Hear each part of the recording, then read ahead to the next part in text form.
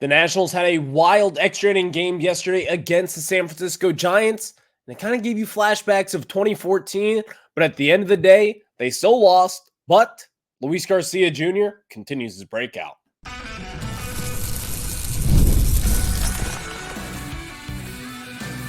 You are Locked On Nationals, your daily Washington Nationals podcast, part of the Locked On Podcast Network, your team every day.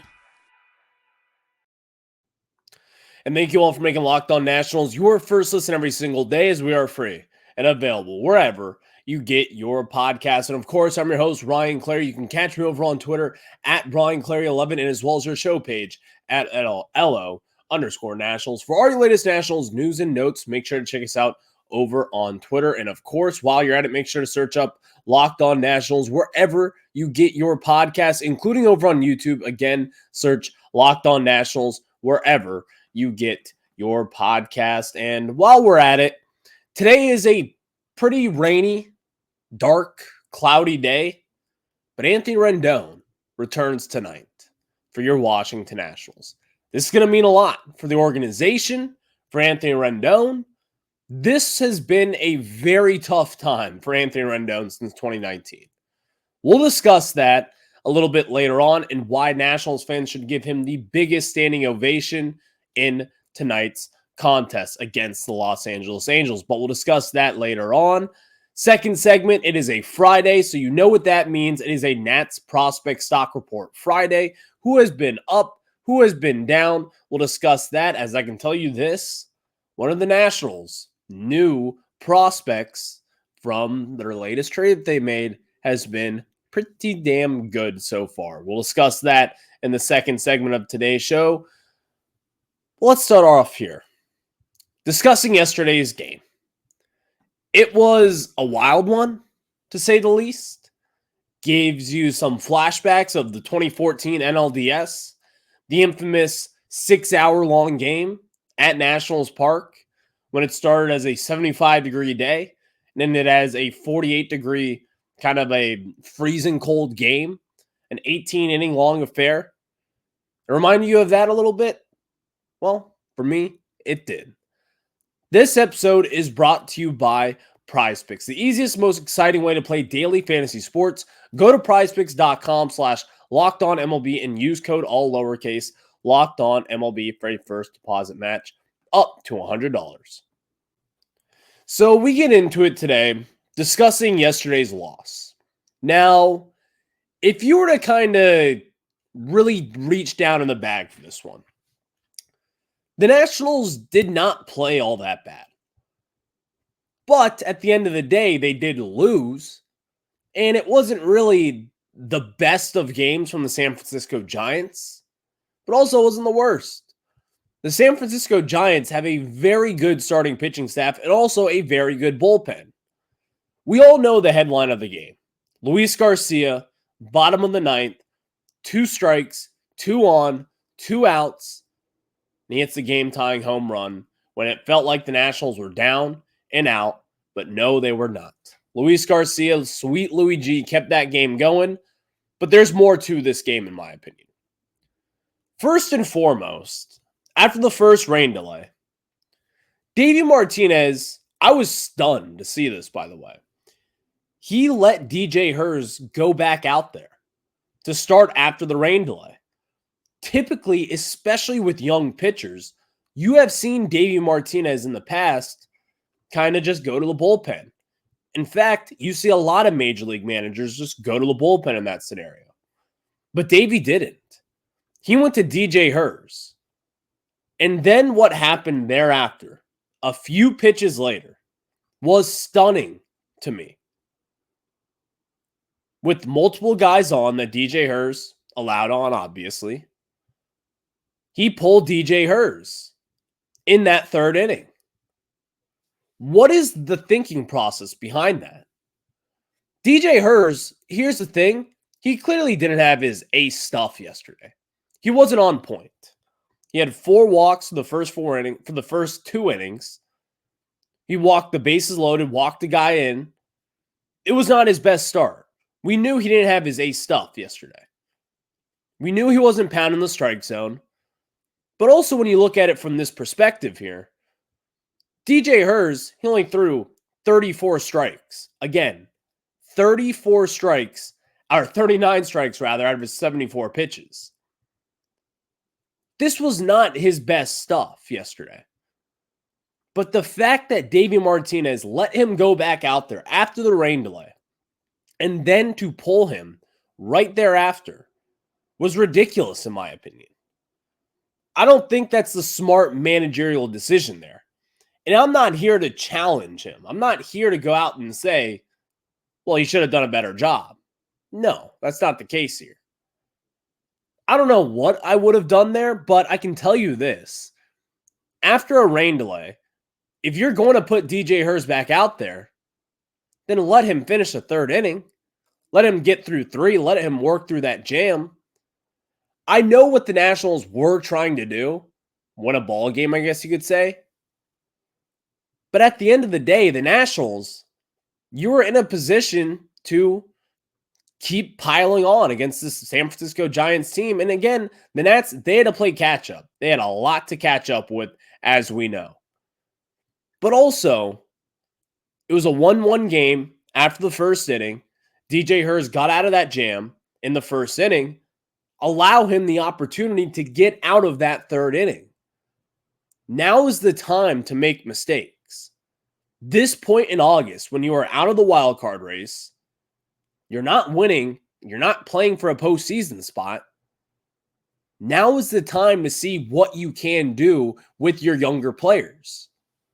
I would have liked to see Davey Martinez go out there and challenge DJ Hers. And on the other side of the coin here, I'd like to see DJ Hers challenge Davey Martinez in that scenario. Now, is that really possible? Does DJ Hers have that kind of leash with this team already that he can say, I want to stay in the game? Maybe not. But I would have liked to seen that. One thing about DJ Hers is, again, we talked about it on yesterday's show. He has been one of the Nationals' better starting pitchers so far in the second half of this season, and it's not even close. To pull him in that scenario, to number one, let him go back out there, and then pull him after a few pitches is ridiculous. Davey Martinez should have handled that better, in my opinion. Save your bullpen. You had a 4-game series that you just played against the Giants. You knew that the rain was going to be coming. You knew that there would be a rain delay at some point yet again, because I'm assuming someone has to be in his ear saying, it's going to be raining a lot today, man. We got to get this thing back. You got to preserve the bullpen a little bit. You also got a pretty big series coming up. But that was not the case. Luckily for him, though, the storyline of yesterday's game was not Davey Martinez. And I hate to harp on him, but still. It's Luis Garcia. The career year just continues for him. And if you look at this moment in time, across qualified Nationals hitters, as C.J. Abrams is in another slump, you look at it at this point in time, he's got the highest batting average on the team as far as qualified hitters go, and he's got your highest OPS also. Luis Garcia Jr. has been your best Nationals hitter. It may not seem like that because C.J. Abrams was your all-star. C.J. Abrams has been your best hitter for most of this season. James Wood is hitting the ball. Juan Yepez has been killing the baseball too. But Luis Garcia Jr. is quietly having a career year, batting .290 with a .787 OPS. And while we're at it, why is he batting 8th in any given lineup? Make that make sense. Alex Call, fine player. He's a 4A player. He's not quite really a major league player, but he's also better than a AAA player. He should not be batting second when you have Luis Garcia batting 8th. Never. Not in a million years. I can tell you this. I don't know who's making the lineups. I don't know who's messing around with them. But the fact that you have Luis Garcia Jr. having your best hitter on this team for the entire season, putting up the best numbers on this hot streak, one of the hottest streaks we have seen since C.J. Abrams earlier on this summer. He's batting 8th. Make that make sense. Because I can tell you this, it does not make sense. But luckily, Luis Garcia Jr., it's time to start thinking about a breakout for him and how good he can be over at second base. He's going to make a lot of decisions for this Nationals team with the way that he has played, and he's going to make them a lot tougher. I can tell you that much. Thank you all for making Locked On Nats your first listen every single day, as we are free and available wherever you get your podcast. And, of course, Anthony Rendon returns tonight against your Washington Nationals. So we'll discuss that in the later segment of today's show. While we're at it, though, let me tell you guys about some Nats stock reports. Who has been up? Who has been down? Again, someone that we just acquired via trade. He has been pretty damn good over his last few games in Rochester. I'll tell you about that before I'm going to tell you about our friends over at Liquid IV. And guys, you know that I like to work out and I love going to baseball games. And when I'm taking in America's pastime, don't forget to hydrate with Liquid IV. And of course, you can get hydrated with electrolytes, essential vitamins, and clinically tested nutrients from the #1 powdered hydration brand in America, because baseball and summer go together like Liquid IV and indulgent hydration. Maybe you're going to a workout just like I will right after this. I'm going to get my powder. I'm going to open it up, pour it in a glass of water, mix it around. I will have my hydration right before I go and work out, and it'll make me feel great with all the essential vitamins and nutrients that you need, and of course, electrolytes as well. And then right after that, I have another Liquid IV right there for me. And of course, it is the best sports drink out there, and you will want to use that same thing. But also, even beyond it being a sports drink, you know, some of them out there, they don't really taste that good. Liquid IV tastes amazing, and I can assure you of that. You can blast off the iconic summer flavor of Popsicle Firecracker, or you can find other flavors like acai berry and lemon lime, my personal favorite, and of course, pina colada as well. So, no more thirsty summers when you indulge in hydration with Liquid IV. Get 20% off your first order of Liquid IV when you go to liquidiv.com and use code MLB at checkout. That's 20% off your first order when you shop Better Hydration today using promo code MLB at liquidiv.com. Now, let me tell you guys about some of our very good friends that we have known about for quite some time over at eBay Motors. And passion, drive, and patience, the formula for winning championships, is also what keeps your ride or die alive. eBay Motors is everything you need to maintain your vehicle and level it up to peak performance. Superchargers, roof racks, exhaust kits, LED headlights, and more. Whether you're into speed, power, or style, eBay Motors has you covered with over 122 million parts for your #1 ride or die. You'll always find exactly what you're looking for. With eBay Guaranteed Fit, your part is guaranteed to fit your ride every time or your money back. Because with eBay Motors, you're burning rubber, not cash. With all the parts you need at the price you want, it's easy to make your car the MVP and bring home huge wins. Keep your ride or die alive at ebaymotors.com. Eligible items only. Exclusions apply. eBay Guaranteed Fit is only available to U.S. customers. Now we get into a Nats stock report right here on Locked On Nationals. And as we said, if you're new here to Nats Prospect Stock Report, this is where you'll get your latest individual performances from your Nationals prospects, whose stock is up and whose stock is down. I can start up with a stock up, as we always do. We start off with the good and we end with the good. Start up with a stock up for Jose Tena, one of the Nationals' marquee prospects they got back in the Lane Thomas trade from the Cleveland Guardians. And he has lost his prospect status technically, but this kid is still really good. And so far on the season, you really may not know all too much about him, but let me just read you out his slash line real quick. He's batting .289, a .343 OBP, a .484 slug, and an .827 OPS. Has 18 home runs, 67 RBIs, and 14 stolen bases in 99 games across both AAA levels with the Guardians and now with Rochester as well. But over his last 4 games in Rochester, he has played a little bit above. He's played around 8 games so far, but let's just look at his last 4, because That's really when he's getting acclimated to down in Rochester. He's got 3 doubles in his last 4 games. He's got a home run. He's got 2 RBIs. He's got 2 walks, only 4 strikeouts in his 16 at-bats. He's batting .313, a .389 OBP, a .688 slug, and a .1076 OPS. .364 batting average on balls in play. Jose Tena is one of those guys where he is a very solid hitter, in my opinion. I don't know how much he's going to translate up to the big league level, but this is one of those guys where I so desperately want to see up in the majors already. There are holes. Travis Blankenhorn, he's fine. Jose Tena is an infielder, but still, I would imagine you can stick this guy out in left field at this point. You're not going to move off of Luis Garcia at second base. You could put Tena over at third base, in my opinion. Maybe Trey Lipscomb out in left field. We have seen the Nationals kind of tinker with that just a little bit. So Jose Tena has been really good so far. He has shown his power. He has shown that he has the ability to hit at the AAA level. I would love to see what he can do over the last month and a half or so of the 2024 season and see where he aligns for the Nationals in the future. Because again, this guy, he's got some talent with him.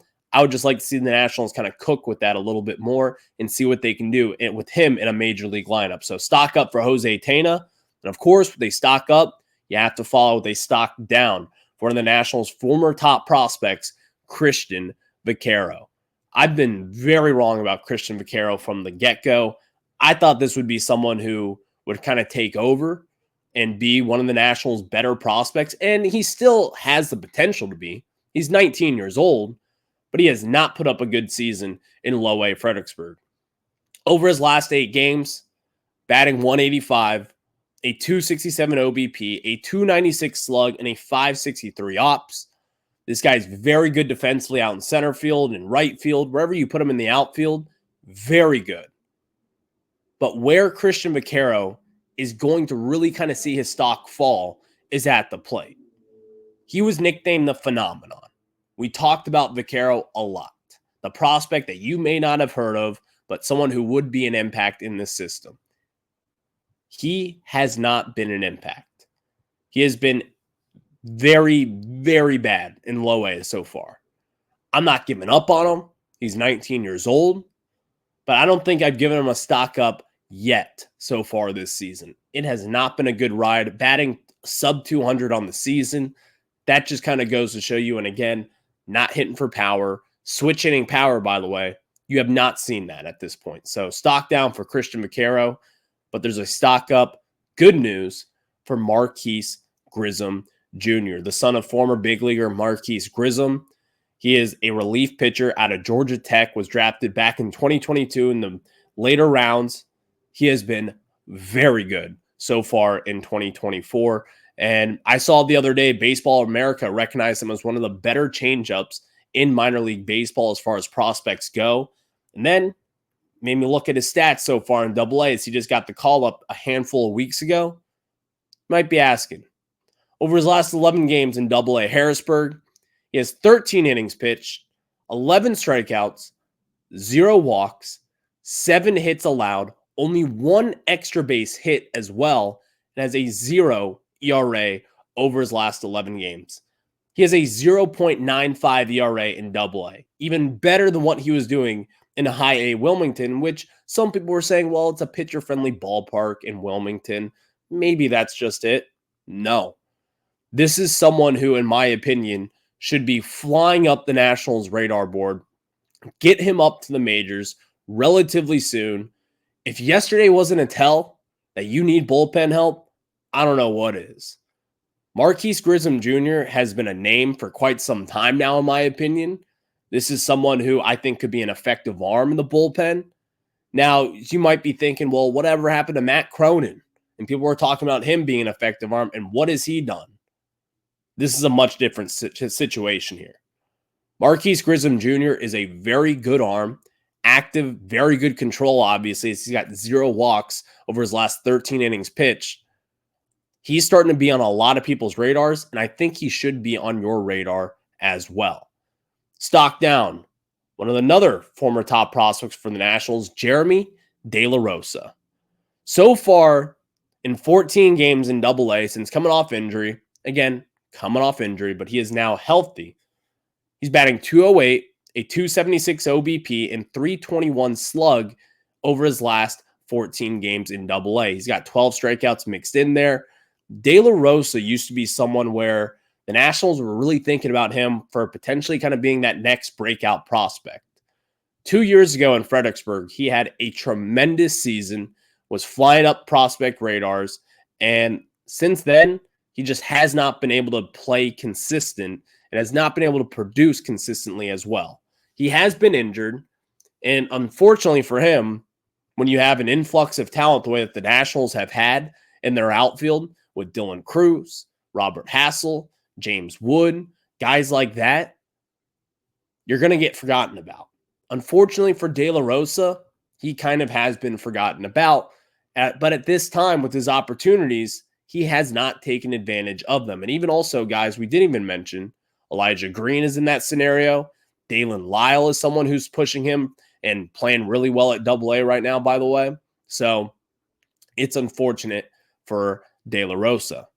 Finally, our last stock up, Brenner Cox. 2022 fourth round pick out of high school in Texas. He has been really struggling over the last few seasons, but over his last 14 games, I've noticed a tick in his production. And really, you're starting to see this over the course of this entire season.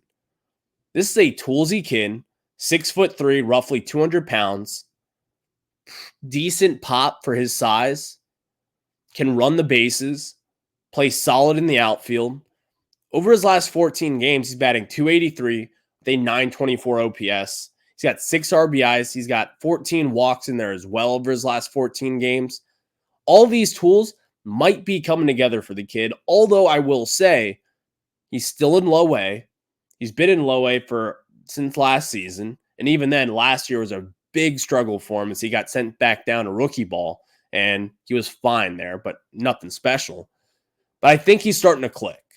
I would not be surprised to see him kind of be the next guy moved up, and he is a top 30 prospect in the system, but again, it is a loaded outfield in this Nationals farm system right now. So we'll see where he fits in the future, but keep an eye on Brenner Cox, as some people, including myself, may have forgotten about that kid. So keep an eye out for him, as we certainly will here on Locked On Nationals. But now let's talk about Anthony Rendon. He makes his return tonight against the Washington Nationals, his first time back in D.C., healthy, playing.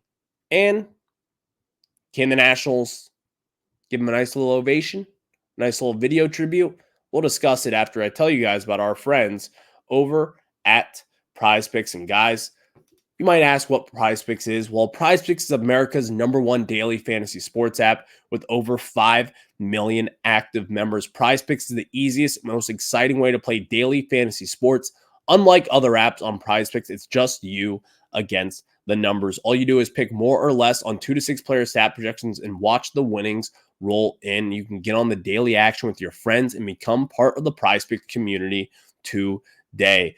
You can now win up to 100 times your money on PrizePicks with as little as 4 correct picks. That's right. You can turn $10 into $1,000. And if you're looking for promotions, well, geez, PrizePicks has got you covered every week. And of course, on Fridays as well, you can get your entry fees back if you have a losing lineup today. And PrizePicks is available in my home state in Virginia, and as well as across the country in many different states like California, Texas, and even Georgia. So maybe you want to have more hits tonight for Anthony Rendon making his return to DC. Maybe Tony Two Bags makes a return that we've all kind of been waiting for, or maybe he goes less on that. You can do that with our friends at PrizePicks, but when you do it, download the PrizePicks app today and use code LOCKEDONMLB for a first deposit match up to $100. That's code LOCKEDONMLB on PrizePicks for a deposit match up to $100. Pick more, pick less. It's that easy.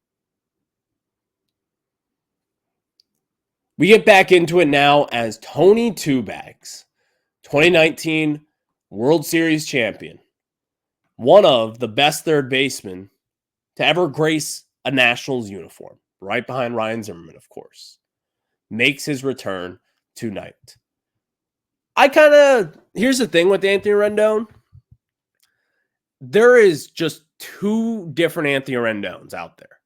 There's the Washington Nationals version of Anthony Rendon, who was an all-star, a Gold Glove caliber guy, a Silver Slugger winner for the Nationals.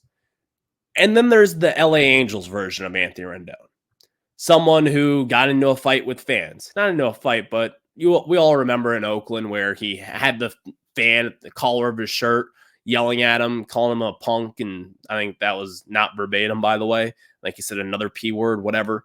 But Anthony Rendon has had a tough time, man. Do I feel bad for him? No. But he has been hurt. And the Angels are a disaster of an organization. So to see Anthony Rendon kind of get booed every now and then in LA, people don't really like him. He's kind of been made a villain.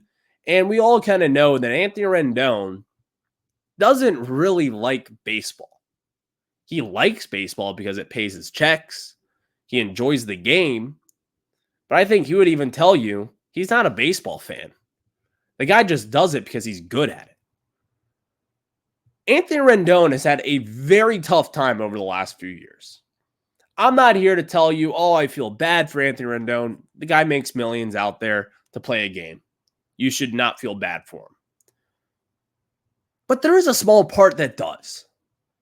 There's the human nature of sports where we're just fans. We go there, we cheer for our team. You cheer for former guys, or you cheer against guys like Bryce Harper who come in here. Anthony Rendon is not one of those guys. He should have a nice video tribute to him towards the Nationals winning 2019. You don't win that World Series without him, especially what that guy did in the World Series. The big home run, Game 7, to kind of get that thing started, and for which Howie Kendrick ultimately took the top off Houston Stadium there. Anthony Rendon is a Nationals legend. Is he going to have his number retired someday? I don't think so.